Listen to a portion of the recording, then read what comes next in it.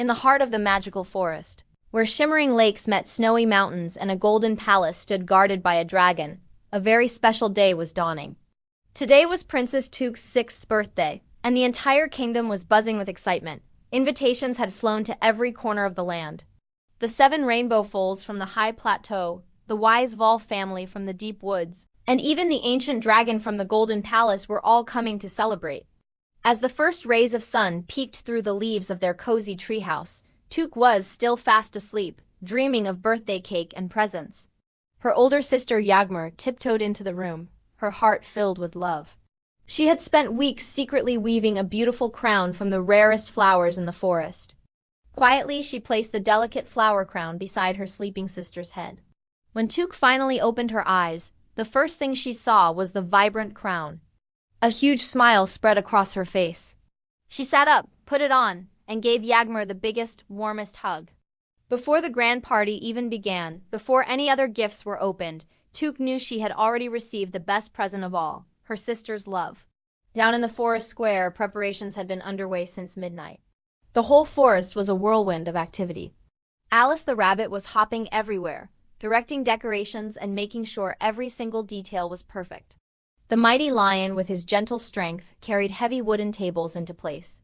High above in the branches, Treebeard carefully hung glowing lanterns that would light up the evening sky. And soaring far above them all was the yellow raven, a special messenger sent by Gandalf. He flew to the most distant lands, across wide rivers and tall mountains, to personally summon guests who lived far, far away. From every direction, the guests began their journey. Across the high plateau, 7 magnificent rainbow foals galloped with incredible speed, their hooves barely touching the ground.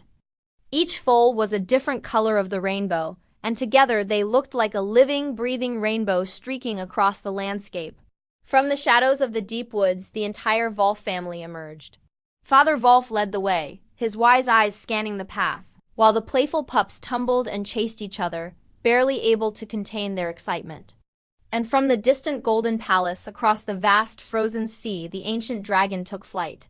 His enormous wings beat against the air, majestic and powerful, as he soared towards the heart of the forest for the celebration. Back at the treehouse, the adventure was just beginning for the birthday princess. Bilbo the Hobbit appeared with a mischievous twinkle in his eye, holding a rolled-up scroll tied with a red ribbon. He presented it to Tuğçe, revealing it was a treasure map he had created just for her. The first clue led them to the edge of the sparkling lake. Tuğçe, with Yağmur helping her read the tricky words, figured out they needed to look for a shimmering fish. They spotted it.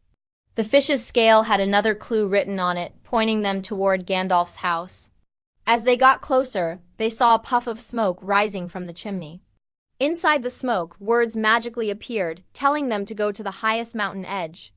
There, nestled among the rocks, they found a single beautiful eagle feather, and tied to it was the final clue. Just as they read the last riddle, a magical sound echoed from the mountain peak. The 7 rainbow foals appeared, their coats shining brilliantly in the sun. They had arrived just in time. The lead foal, Red, knelt down for Tuğçe to climb onto his back. Violet, the last in the rainbow, knelt for Yağmur. With the 2 princesses safely aboard, the foals galloped down the mountain and all the way to the forest square.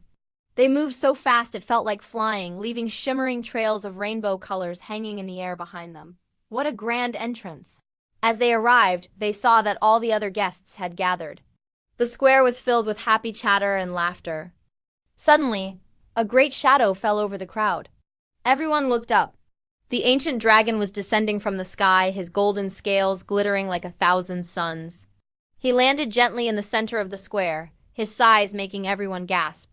But he was not scary. He bowed his head low to Princess Tuğçe. Then he presented his gift. It was a magical snow globe.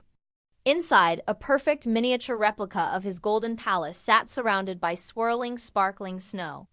A piece of his faraway home brought from beyond the frozen sea just for her. Now the real celebration began. Lion brought out a giant birthday cake with 6 glowing candles. As Tuğçe made a wish and blew them out, a spectacular show started. The 7 foals galloped in a circle, creating a perfect arching rainbow right over the party. The dragon, instead of breathing fire, breathed out gentle, cool blue flames that danced in the air like fireflies.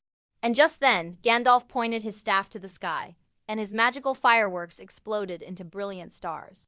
The fireworks mixed with the rainbow magic and the dragon's blue flames, painting the night sky with colors and light nobody in the magical forest had ever seen before. As the night came to a close, two sleepy princesses, still wearing their flower crowns, were gently carried home by the kind lion. Back in their room at the treehouse, the magical snow globe from the dragon sat on their knitstand, glowing softly in the dark.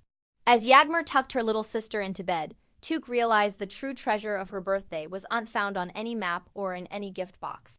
The greatest treasure of all was the person right beside her holding her hand. Happy birthday, Tuğçe.